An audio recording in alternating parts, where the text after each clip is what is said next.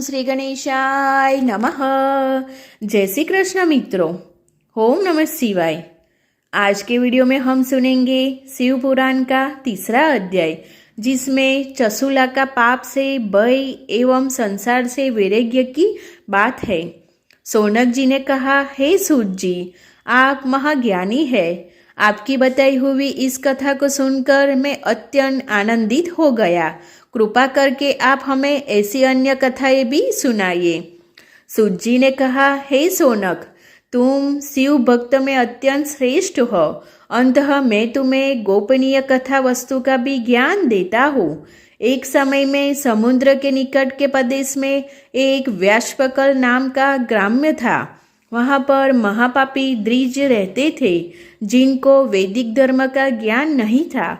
वहाँ पर रहने वाले सारे लोग अत्यंत दुष्ट थे। उनको कोई भी धर्म की वस्तुओं पर विश्वास नहीं था। वो लोग न तो देवताओं पर भरोसा करते, न तो भाग्य पर। ऐसी कुटिल वृत्ति वाले लोगों का मन हमेशा दूषित विषयों में ही लगा रहता था। वे लोग अपने पास अत्यंत भयानक अस्त्र शस्त्र रखते थे। इन लोगों को ज्ञान, वैराग्य और सधर्म का कोई भी ज्ञान नहीं था। वहाँ पर द्विज के साथ अन्य जाति के लोग भी उनकी तरह ही थे। उस प्रदेश की स्त्रियों का भी अत्यंत कुटिल स्वभाव था। वे लोग स्वेच्छावानी, पापी, कुत्सित विचारों वाले और व्यभिचारिणी थे।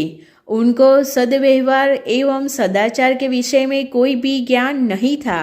पूरा ग्राम्य दृश्य से ही भरा था। एक समय पर इस वास्पकल नाम के गांव में बिंदुस नाम का ब्राह्मण निवास करता था।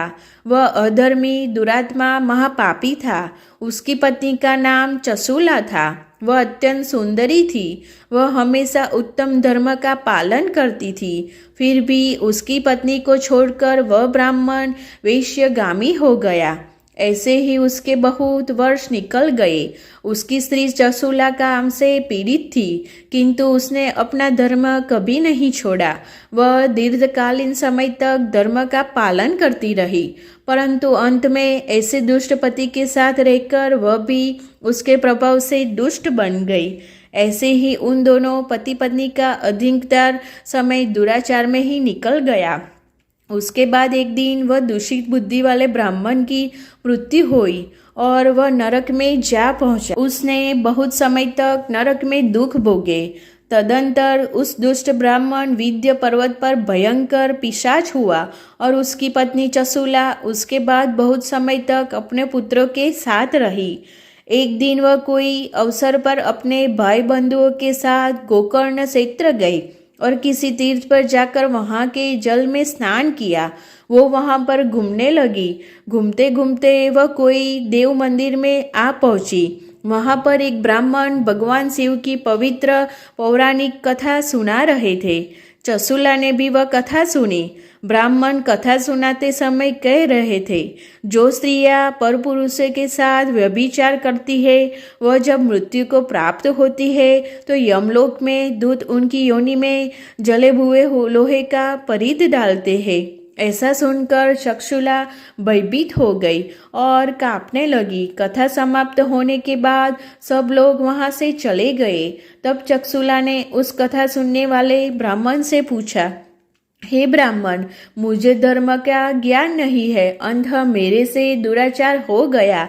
आज इस कथा को सुनने के बाद मुझे बहुत डर लग रहा है। मैं यह सुनकर भय से कांप रही हूँ। इस संसार में मुझे वैराग्य हो गया है।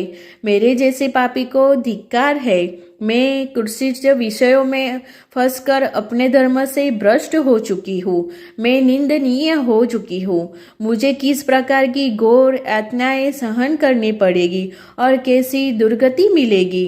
मेरे जैसी पापी को सहायता कौन करेगा। मृत्यु के बाद वह भयंकर यमदूत जो मुझे गले में फंदे डालकर ले जाएंगे, उनका सामना मैं किस प्रकार करूंगी। नरक में मुझ जैसे पापिनी के टुकड़े किए जाएंगे तो वह मैं कैसे सहन कर पाऊंगी। मैं अत्यंत पापी हूँ और हर तरह से पाप में डूब चुकी हूँ। मैं नष्ट हो चुकी हूँ।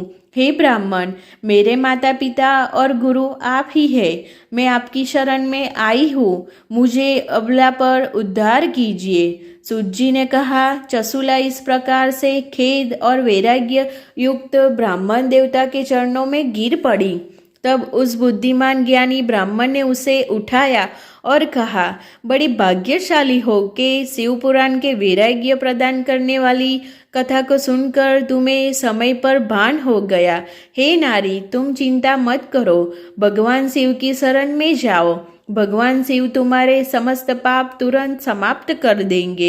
यह कहकर ब्राह्मण चसुला को समस्त पापों को हरने वाली तथा सुख एवं सद्गति देने वाली शिव पुराण कथा की महिमा का वर्णन करते हैं।